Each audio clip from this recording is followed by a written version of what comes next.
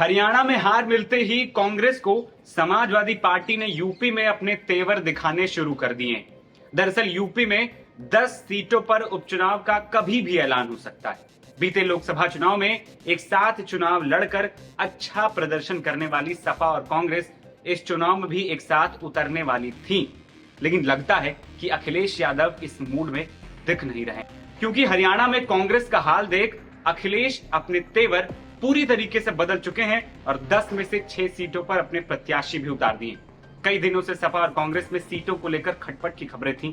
कांग्रेस जहां 5 सीटों की मांग कर रही थी, तो सपा सिर्फ 2 ही सीटें देने के मूड में लग रही। और अब जब 6 सीटों पर प्रत्याशी सपा ने उतार दिए हैं, ऐसे में सपा के तेवर साफ हैं कि भाई हम तो पीछे नहीं हटने वाले।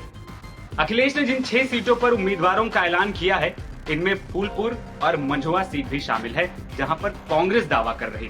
सपा ने करहल से तेज प्रताप यादव, सीसामऊ विधानसभा सीट से नसीम सोलंकी, फूलपुर से मुस्तफा सिद्दीकी, मिल्कीपुर से अजीत प्रसाद, कटेहरी से शुभावती वर्मा और मंझुआ विधानसभा सीट से डॉक्टर ज्योति बिंद को प्रत्याशी बना दिया। समाजवादी पार्टी ने जिन 6 सीटों पर उम्मीदवारों की घोषणा की है, उनमें से 2 सीटें ऐसी थी जहां पर बीजेपी ने 2022 विधानसभा चुनाव में जीत हासिल की और यही 2 सीटें फूलपुर और मंझुआ की।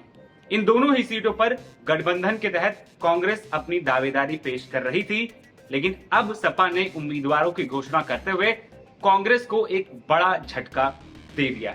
ऐसा कहा जा रहा है कि कांग्रेस के प्रदेश अध्यक्ष अजय राय अपने बेटे शांतनु राय के लिए मंझुआ सीट की मांग कर रहे थे, जबकि प्रयागराज से जुड़ी फूलपुर सदर की सीट पर कांग्रेस पार्टी बहुत मजबूती से अपनी दावेदारी पेश कर रही थी।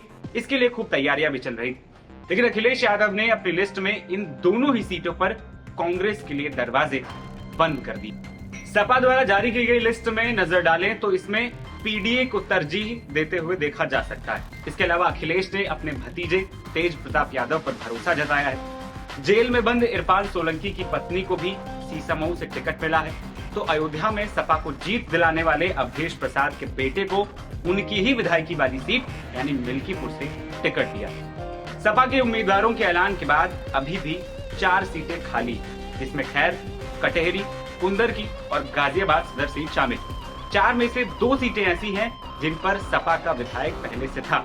ऐसे में गाजियाबाद और खैर सीट सपा कांग्रेस को देने के बारे में सोच सकती है, लेकिन इस पर स्थिति आने वाले समय में ही स्पष्ट हो पाएगी। अभी उपचुनाव कब होंगे, इसको लेकर स्थिति साफ नहीं हो पाई। कहा जा रहा है कि नवंबर में महाराष्ट्र और झारखंड विधानसभा चुनाव के साथ ही यूपी में उपचुनाव कराए जा सकते हैं, लेकिन इससे पहले ही सपा और कांग्रेस के बीच बने गठबंधन में क्या खिचड़ी पकेगी, इस पर सबकी निगाहें। मेरा नाम है आदर्श और आप देख रहे थे एनबीटी ऑनलाइन।